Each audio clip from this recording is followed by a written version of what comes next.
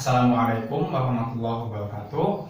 Saya Ahmad Al-Farabi, mahasiswa FK Unisula Angkatan 2018, modul reproduksi SGD 13. Pada kesempatan kali ini, saya akan melakukan pemeragaan skill APN atau asuhan persalinan normal pada wanita melahirkan dari kala 2 sampai kala 4. Nah, adapun untuk impartu kala 1 tidak saya lakukan di sini karena pada skill di LBM sebelumnya sudah dilaksanakan. Jadi saya melaksanakan sisanya yaitu impartu kala 2 sampai dengan kala 4. Nah, sebelum kita melangkah ke impartu kala 2, sebaiknya kita amati dan inspeksi dulu keadaan umum ibunya. Apakah sudah menunjukkan gejala-gejala impartu kala 2?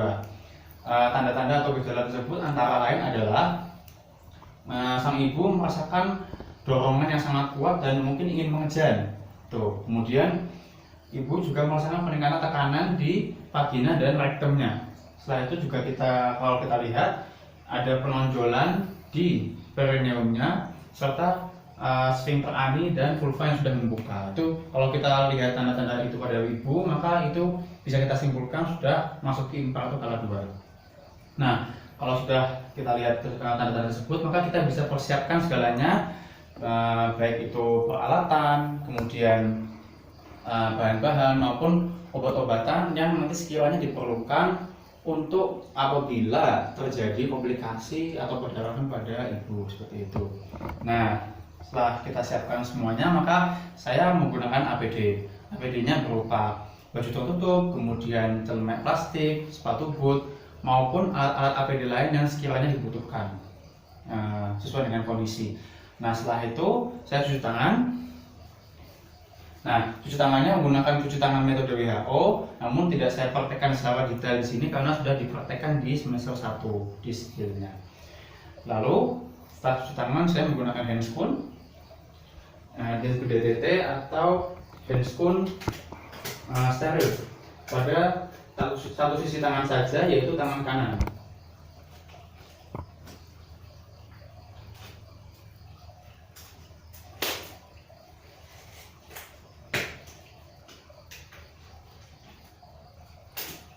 Baik, setelah menggunakan handscoon,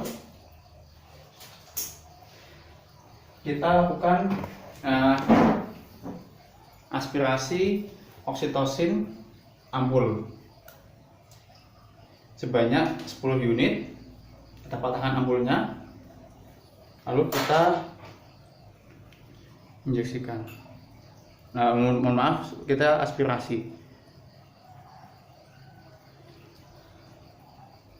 Lalu kita kembalikan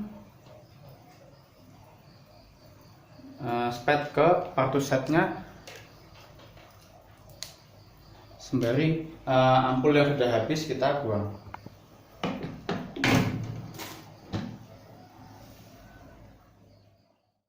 Baik, setelah kita mempersiapkan segala sesuatu dari alat-alat, kemudian kita sudah mempersiapkan oksitosin injeksinya, lalu kita lakukan swab atau disinfeksi pada vulva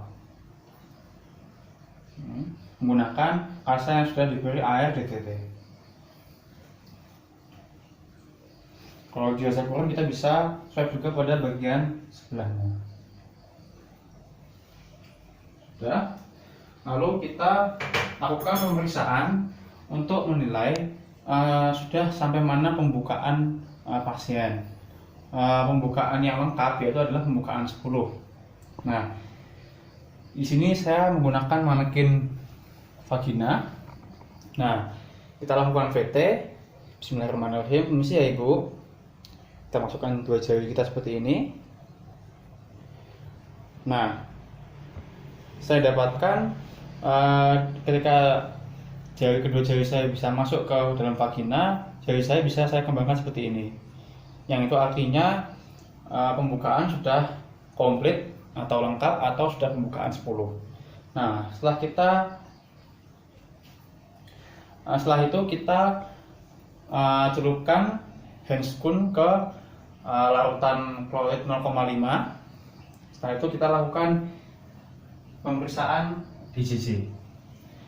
Untuk reaksinya sudah kita tentukan pada pemeriksaan Leopold di kelas 1.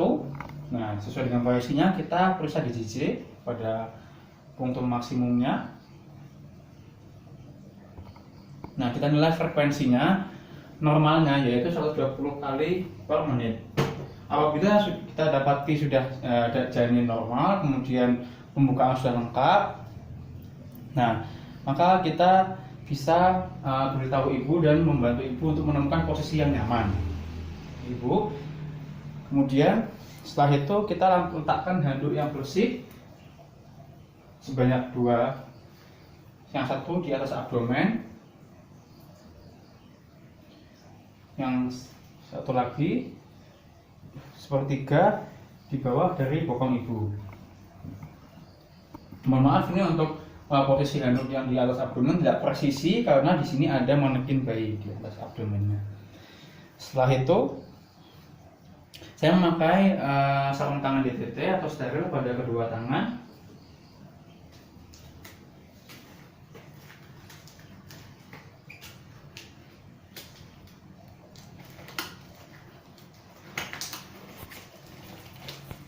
Lalu kita lakukan bimbingan mengejan pada ibu. Baik ibu, sudah bisa dimulai ya. Kalau misalnya mau mengejan bisa mengejankan ya.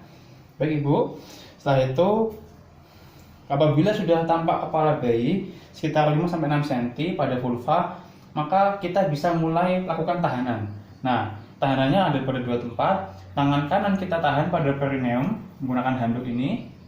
Kemudian tangan kiri kita tahan pada kepala bayi. Supaya apa? Supaya apabila mengejannya itu dari ibu itu kuat, janin atau bayi tidak semata-merta langsung keluar secara spontan sehingga menyebabkan ruptur yang masif pada perineum. Nah, setelah itu apabila kepala keluar, kita periksa pada lehernya apakah terdapat plasenta yang melilit pada leher. Kalau misalnya ada, kita regangkan terlebih dahulu. Kalau misalnya tidak ada, maka tidak usah. Nah, kemudian saat kepala bayi keluar, maka kita tunggu kepala bayi melakukan putaran paksi luar secara spontan. Dan juga setelah itu kita lakukan memegang kepala bayi secara biparietal dari kedua pipi, gerakkan ke bawah dan distal sehingga bawah anteriornya muncul. Nah, setelah bawah anterior muncul, kita gerakkan ke atas ke distal hingga bahu posteriornya muncul. Setelah bahu kedua lahir, maka tangan bawah ke arah perineum untuk menyangga dari punggung maupun leher. Kemudian yang atasnya untuk memfiksasi dari tangan. Setelah itu satu tubuh lahir dan lengan lahir tangan, maka kita telusuri lebih lanjut sampai ke punggung, bagian akar bokong, kemudian tungkai bawah dan kaki seperti itu. Nah, sudah. Kemudian kita keringkan tubuh bayi. Kita lakukan penilaian selintas juga. Lalu kita taruh di perut bagian bawah ibu.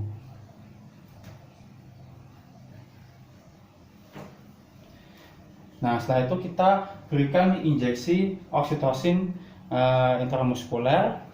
Namun sebelumnya kita periksa dulu uterus untuk memastikan apakah hanya terdapat satu bayi yang lahir normal atau kelahiran tunggal.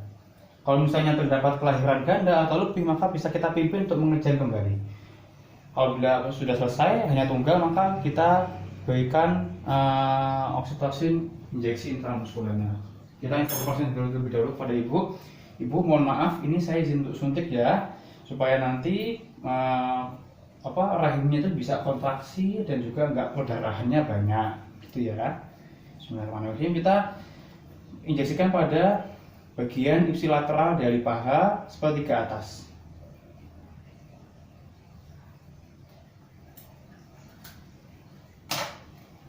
Oke, setelah itu kita lakukan pengekleman dan pemotongan pada tali pusar. Kita klem pada 2 tempat, yaitu 3 cm dan 5 cm dari pusar bayi.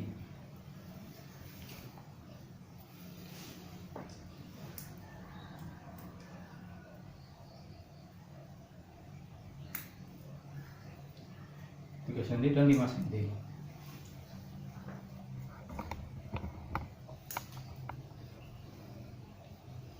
Ini kemudian kita lakukan pemotongan.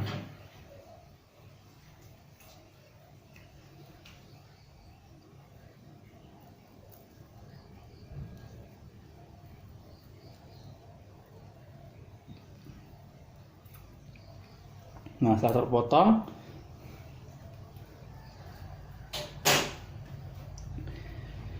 maka kita ikat tali pusarnya.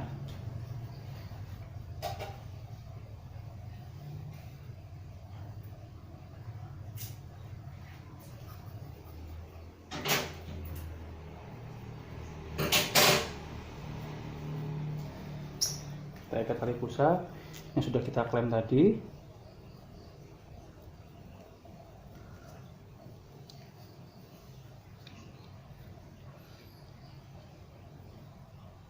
Nah, itu kita fiksasi terlebih dahulu supaya tidak lepas, dan kita potong.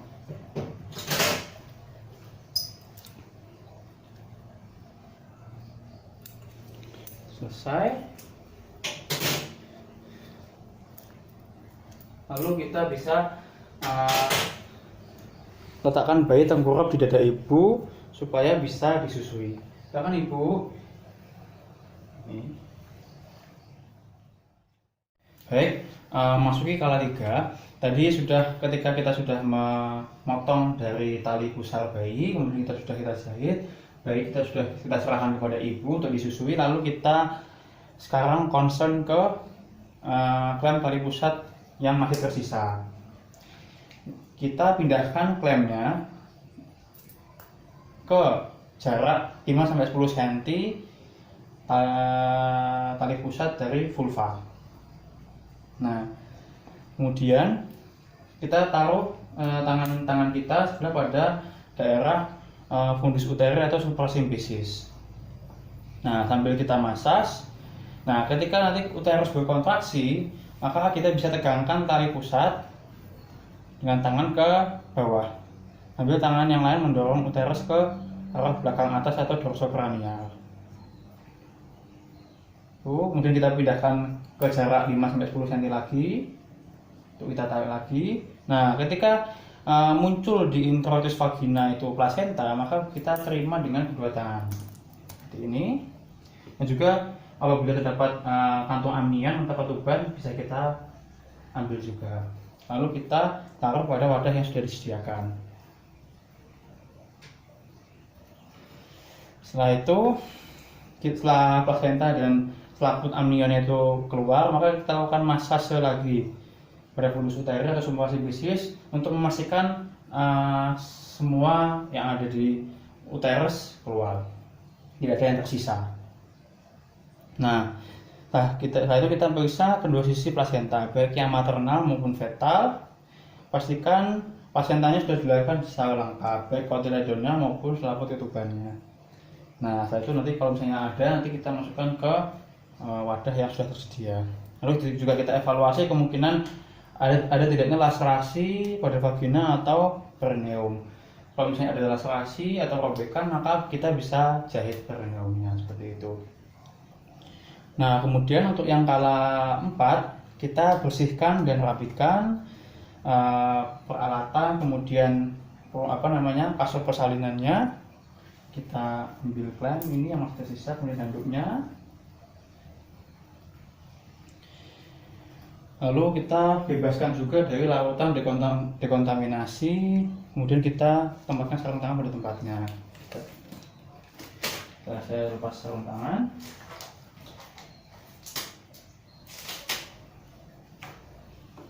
kemudian saya cuci tangan. Lalu berikutnya saya akan melakukan evaluasi yang meliputi tekanan darah ibu, kemudian nadinya, lalu kandung kencingnya setiap 15 menit sekali, berapa volumenya. Nah, selama 1 jam pertama postpartum seperti itu. Kemudian setiap 30 menit selama jam kedua postpartum. Kemudian saya juga melengkapi atau menulis dari partograf. Alhamdulillahirrahmanirrahim. Demikian pemeragaan skill APN atau asuhan persalinan normal wanita melahirkan dari kala 2 sampai kala 4 yang sudah saya lakukan. Terima kasih atas perhatiannya. Apabila terdapat kekurangan dan kesalahan, mohon maaf dan juga mohon koreksinya agar saya kedepannya lebih baik lagi. Terima kasih. Assalamualaikum warahmatullahi wabarakatuh.